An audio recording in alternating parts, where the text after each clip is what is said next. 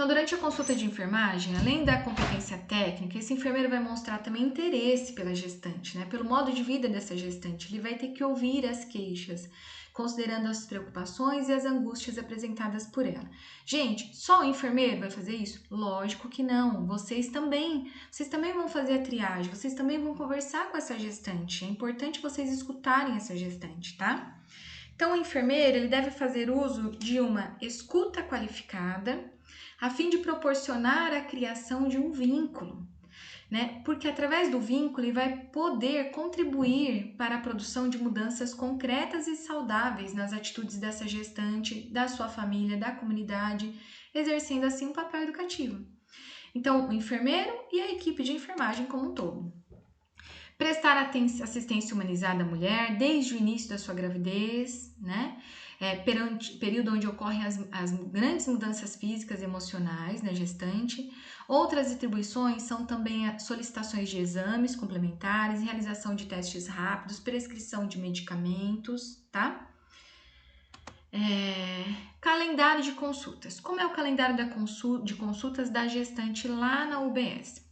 Então, ele deve ser iniciado precocemente. A gestante chegou, falou que está com suspeita de gravidez. Você encaminhou ela para fazer o exame de urina. A gente dá um copinho descartável, pede para ela urinar, fez, deu positivo. Nesse momento, a gente já inicia o pré-natal, tá?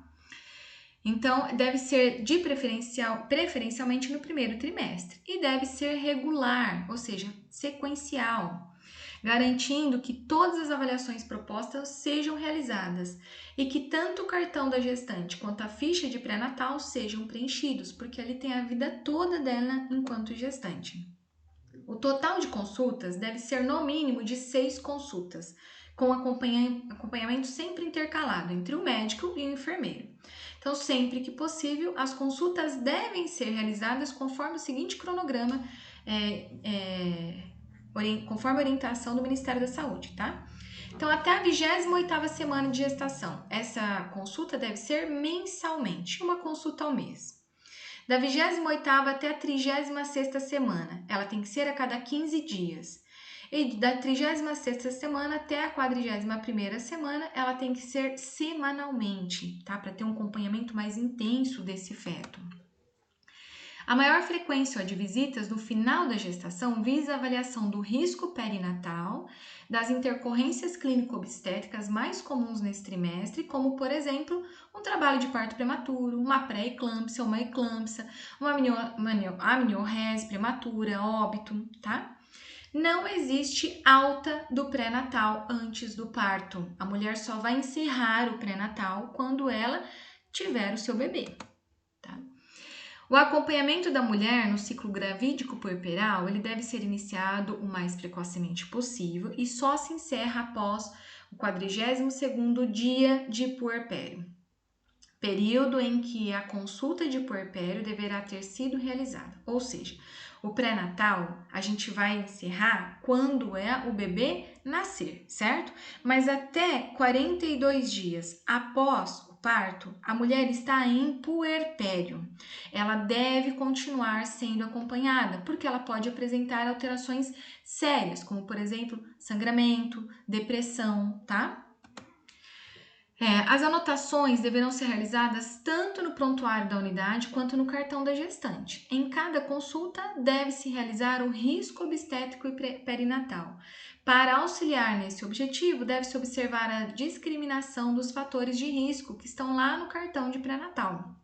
Então, a presença dessas anotações deverá ser interpretada pelo profissional de saúde como sinal de alerta. Então, como que a gente vai interpretar? A gente vai interpretar os sinais vitais, por exemplo, alteração da pressão arterial, alteração da glicemia, resultados, né, que indicam uma complicação, resultados de exames laboratoriais que ela vem fazendo, exames de imagem. Aqui, gente, eu trouxe para vocês um quadro, né, para solicitação de exames no pré-natal de baixo risco. Então, o que a gente pede no primeiro trimestre, no segundo trimestre, como eu já falei isso na aula anterior, tá? Eu vou pular, porque aí vocês abrem e veem com mais calma lá na aula, quando vocês forem abrir para estudar, porque a gente já falou sobre isso na nossa aula anterior. Vacinação nós também falamos, tá? Na nossa aula anterior. para reforçar, quando a gestante ela não foi vacinada, ela desconhece a sua situação vacinal, a gente deve iniciar todo o esquema vacinal o mais precocemente possível. Então, se ela não sabe se ela tomou e há quanto tempo ela tomou a de hepatite, se ela tomou e há quanto tempo ela tomou a antitetânica, a gente vai iniciar tudo novamente, tá?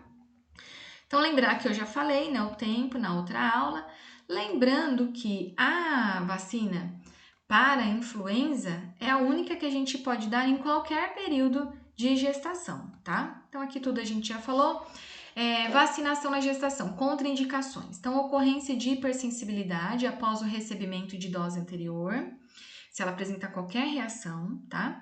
História de hipersensibilidade aos componentes de qualquer um dos produtos que tem na vacina, história de choque anafilático após administração de vacina, síndrome de Guillain-Barré nas 6 semanas após vacinação, anterior contra difteria ou tétano. Se ela refere que ela já tem uma história dessa, aí a gente suspende, tá?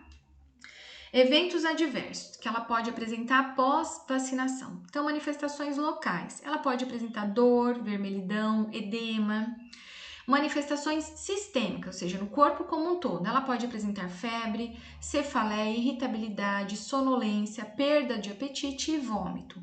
Com menos frequência podem ocorrer a anafixia e a síndrome de Guillain-Barré, que são extremamente raras.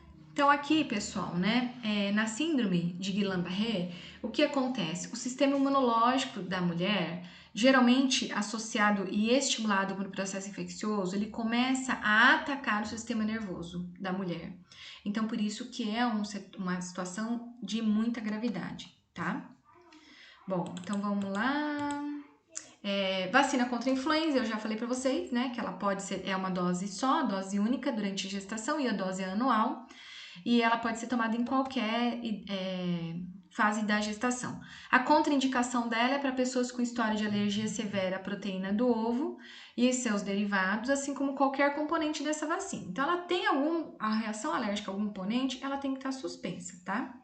As pessoas que apresentam reações anafiláticas graves a doses anteriores. A vacinação contra a hepatite B, eu também já expliquei para vocês. A gente tem que falar que são 3 doses, né? No momento, no primeiro trimestre, primeira dose, 30 dias após e depois 60 a 120 dias após a primeira, tá? 60 dias após a segunda dose ou 120 dias após a primeira.